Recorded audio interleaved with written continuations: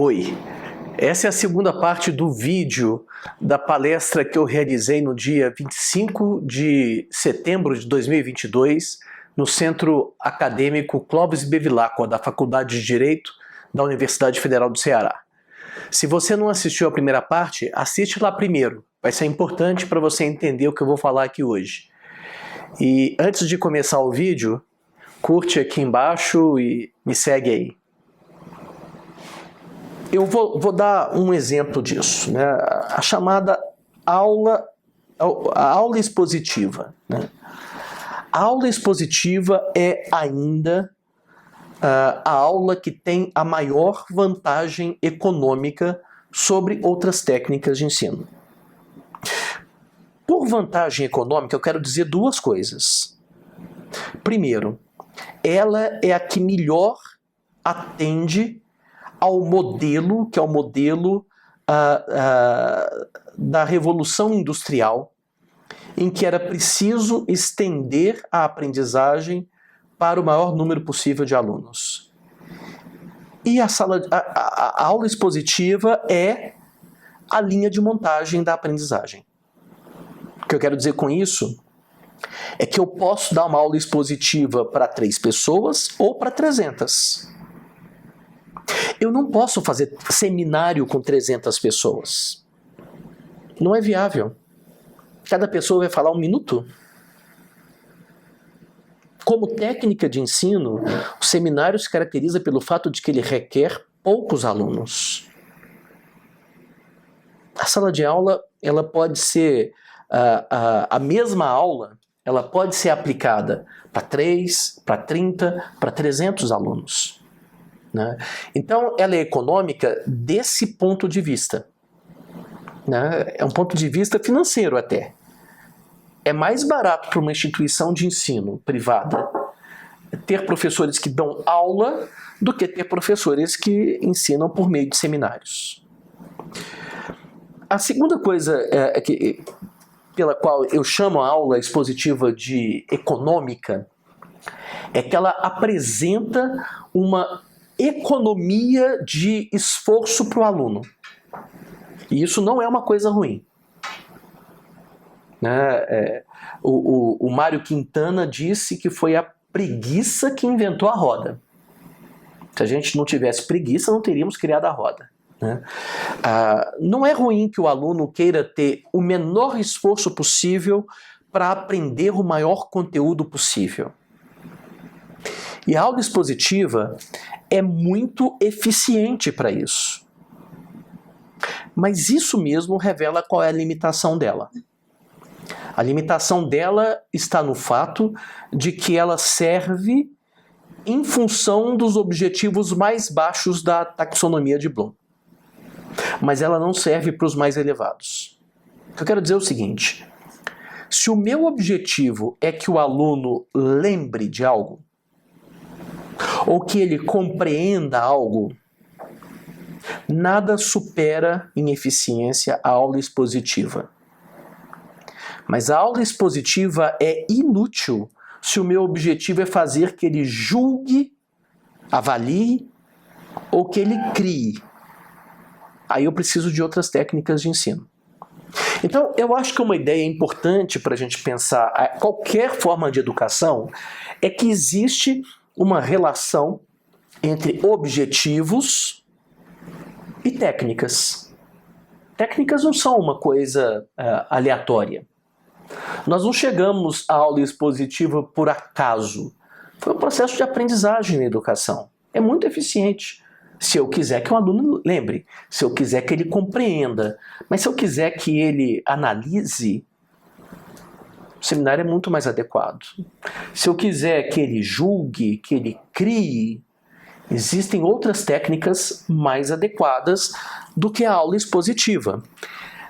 Mas a aula expositiva ainda assim é útil. Né? Daqui a pouco eu vou falar sobre motivação e vou voltar ao tema da aula expositiva.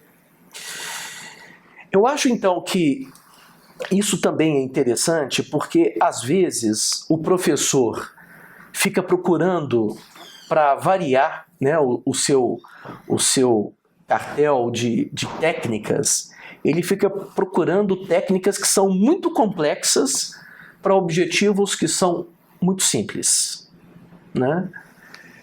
Eu acho que sempre que há várias técnicas adequadas, nós deveríamos adotar a mais simples, né? Mas se ele está pensando nos objetivos mais elevados, ele tem que pensar em técnicas diferentes da aula expositiva. O que é importante é que a aula expositiva seja significativa. Esse é uma palavra que me causa um certo desconforto com o alheio, que é o seguinte: existem vários autores que usam o termo aprendizagem significativa como se isso fosse uma criação deles. O termo aprendizagem significativa é o cerne da teoria de um autor chamado David Ausubel. Ausubel é um autor americano da psicologia da educação que estava preocupada em fazer com que o ensino, aquilo que o professor faz, fosse o mais eficaz para a aprendizagem, aquilo que o aluno faz. Como aproximar o ensino da aprendizagem? Ele fala que o ensino se aproxima da aprendizagem toda vez que a aprendizagem é significativa. E o que é isso? Ele fala: toda vez que o aluno consegue conectar o que ele está aprendendo com o que ele já sabe. Se eu pedir para você memorizar uma lista agora, na ordem que eu disser, pode ser que você memorize. Mas certamente no final desse encontro nosso você vai esquecer. Porque não é significativo.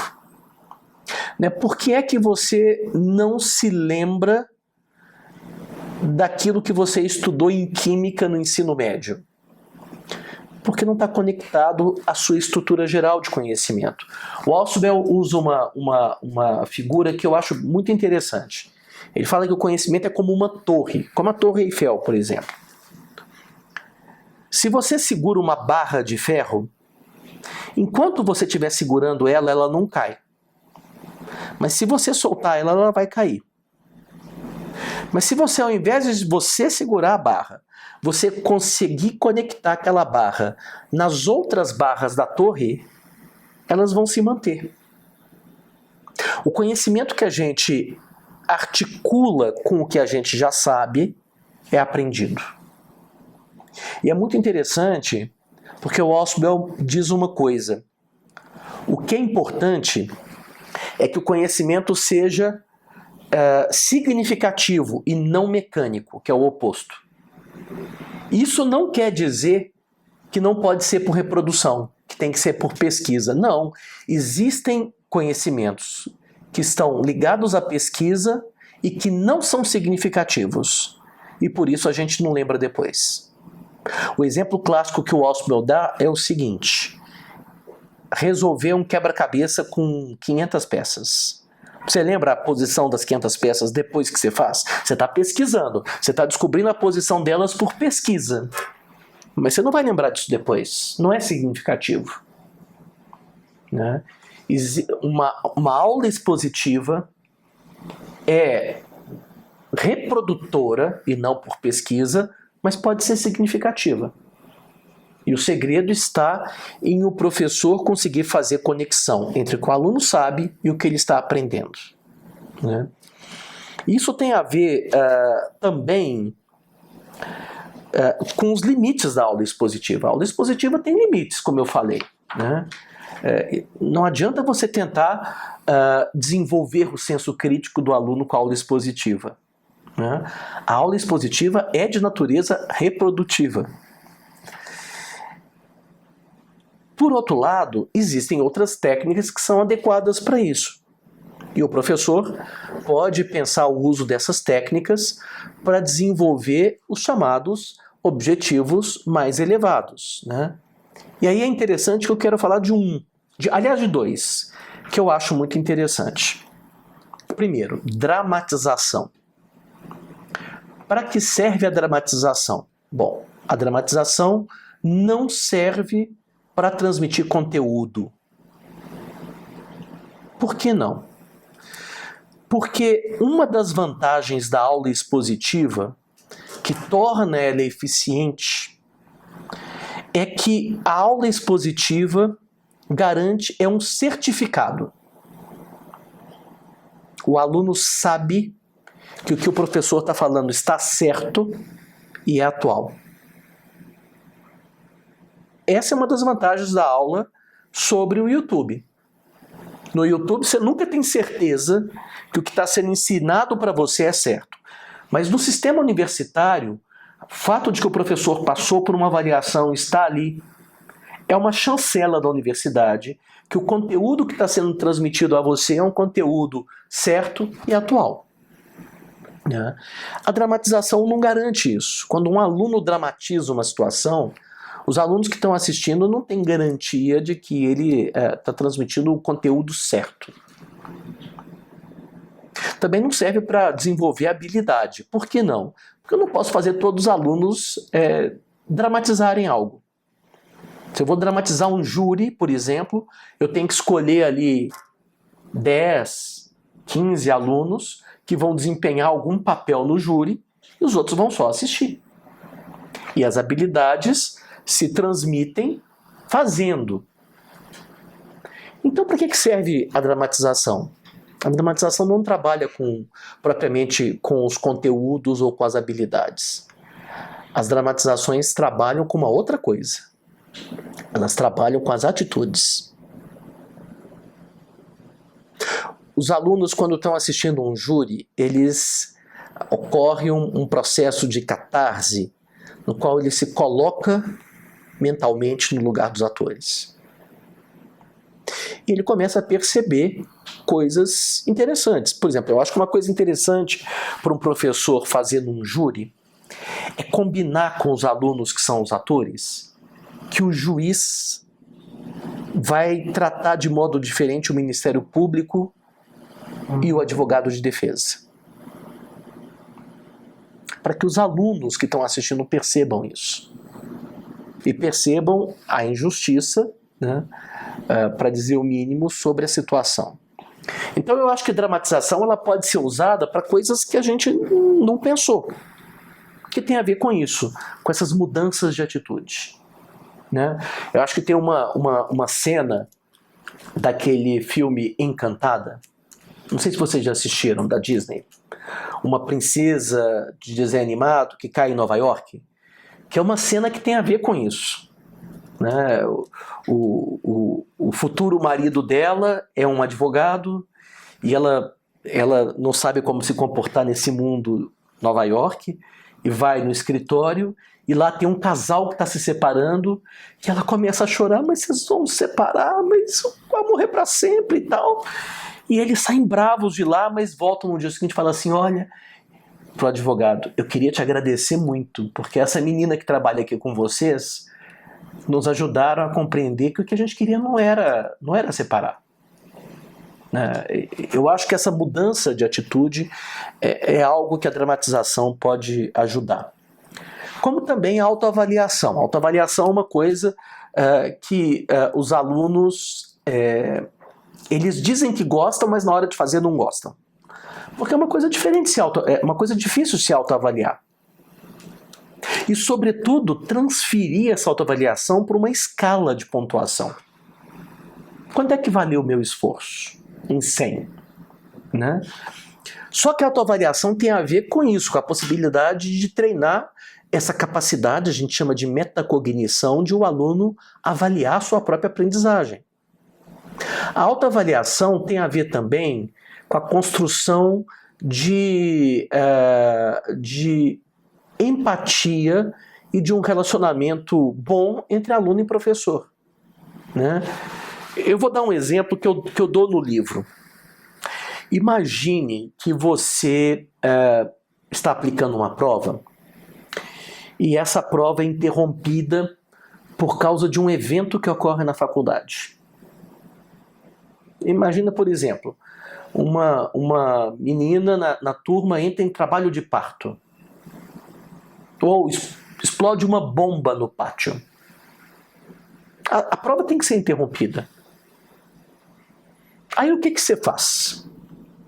Bom, acho que a primeira coisa que tem que avaliar é se os objetivos, é sempre objetivos que conduzem à escolha da avaliação e à escolha dos métodos foram atingidos. Se eles foram atingidos, né, você pode avaliar com base no que os alunos já fizeram. Mas se não foram, você vai aplicar outra prova? Os alunos sentem como se tivesse um pacto que está sendo rompido. Acho que essa é uma situação em que a autoavaliação pode ser usada para superar esse problema. Olha, não vou aplicar uma outra prova, mas vamos fazer uma autoavaliação. Eu queria que vocês escrevessem aí como é que vocês avaliam a sua aprendizagem. Né? É uma questão de ser um professor que acha que não é uma guerra entre aluno e professor a aprendizagem e o ensino. Né? Que existem outras formas de resolver conflitos que não pelo tudo ou nada. Né? Isso leva a gente ao tema da avaliação. Né? O tema da avaliação é um tema interessante, porque é o mesmo problema. A prova é um mecanismo muito eficiente de avaliação. É fácil transpor o resultado da prova para um resultado numérico, sobretudo na prova objetiva. A prova objetiva admite uma avaliação imparcial. Olha que interessante. Se o meu objetivo é avaliar se o aluno se lembra ou se ele compreende, dificilmente existem sistemas melhores do que provas objetivas. É claro que se meu objetivo é avaliar a capacidade do aluno criar ou julgar, a prova objetiva não serve para nada. Mas se meu objetivo é lembrar, a prova objetiva é insuperável. Em que ano o Brasil foi descoberto? Alternativa A, 1500. Alternativa B, 1501. Alternativa C, 1502. Alternativa D, 1503. Essa questão, para esse objetivo, é insuperável. Para compreender também as provas, as questões objetivas são, via de regras, melhores. Né? Mas é preciso ter em mente essa conexão entre objetivos e técnicas de avaliação. São como as técnicas de ensino. Elas não são soltas. Elas existem em função de um determinado objetivo. E para determinados objetivos, a melhor coisa a fazer é usar esse tipo de questão. Lembrar, compreender. Né? É claro que se eu quero que o aluno crie, dificilmente uma prova aberta vai servir para isso. O aluno criar em 100 minutos é exigir demais do aluno. Se um professor tem dificuldade para criar sozinho em 100 minutos, por que seria fácil para o aluno em 100 minutos criar?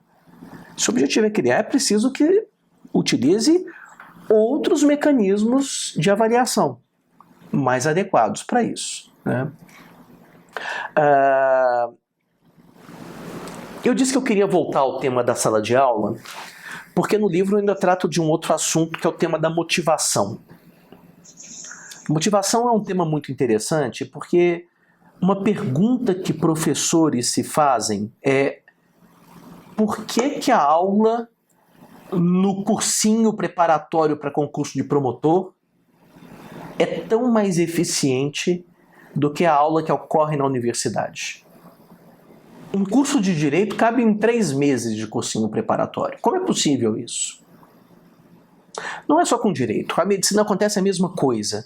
A diferença para a Medicina é que existe um monopólio muito grande de cursinhos preparatórios para residência. Poxa, Medicina cabe em 4 meses perfeitamente. Por quê? Bom, primeiro, porque um curso de Direito ou de Medicina não é só o conteúdo. São, sobretudo, as habilidades, as atitudes. Isso não pode ser ensinado na sala de aula.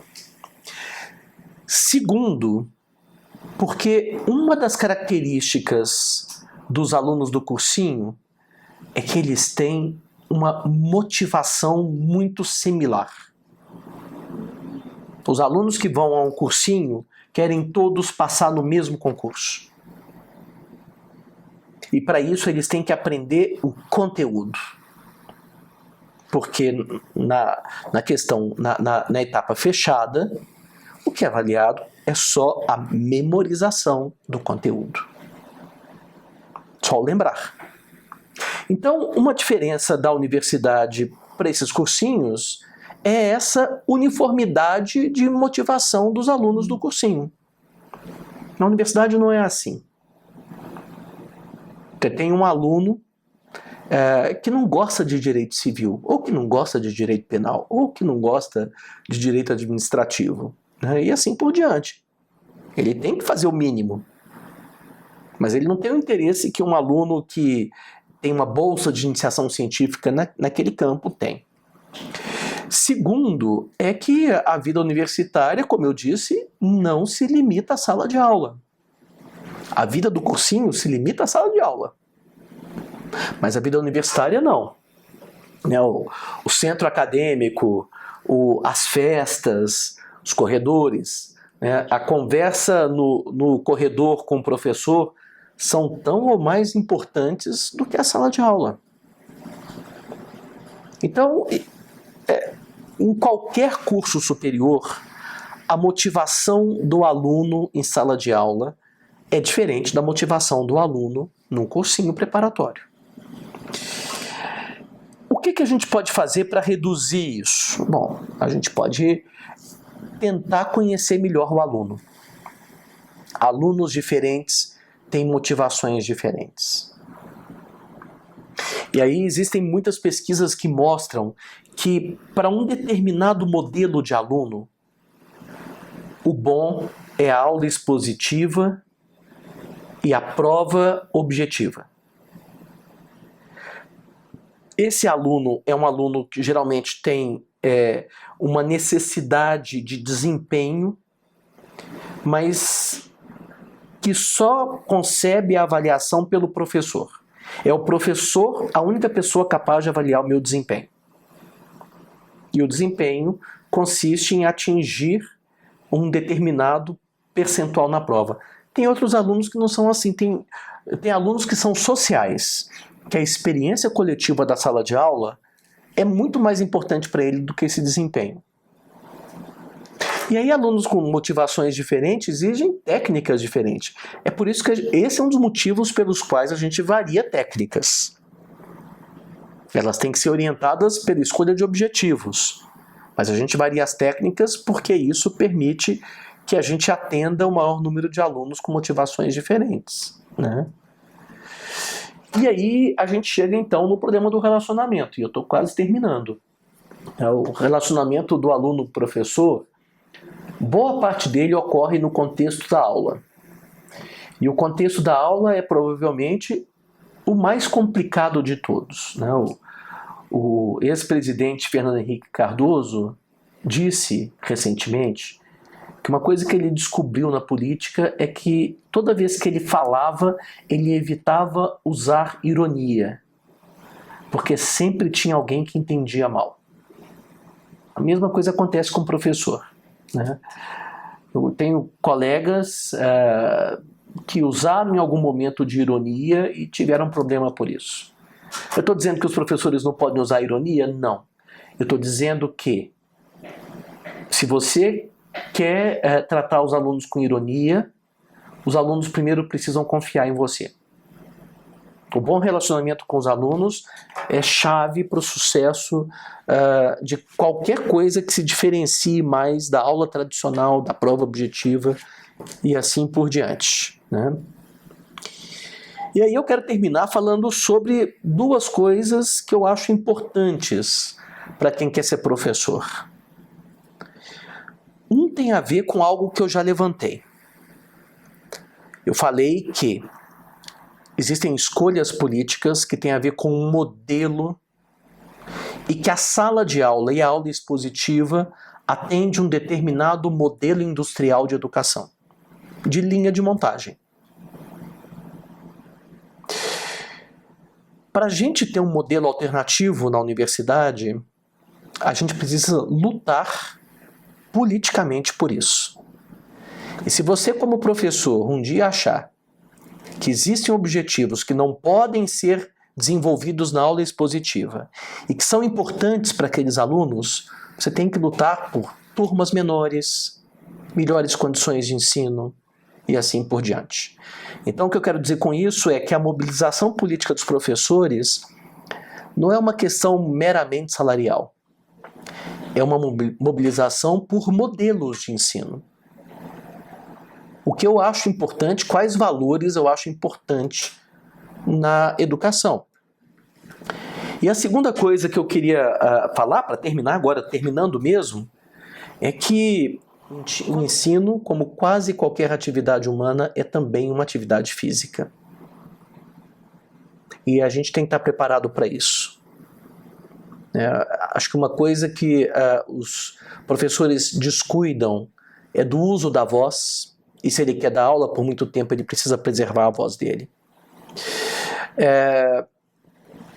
Pessoas que passam 8 horas em pé por dia têm problemas de circulação, deveriam procurar angiologistas preventivamente. O tipo de calçado que a gente usa tem a ver com o nosso desempenho, inclusive vocal, né? Então, acho que uma coisa que professores precisam fazer é cuidar da saúde. A começar pela saúde vocal, mas não só isso. Se alguém tiver interesse, depois dá uma olhadinha aí no livro, né? Ele tá baratinho na Amazon, custa no Kindle, né? O Kindle é bem baratinho, menos que R$10 o livro. Queria agradecer a todos, é isso. Obrigado.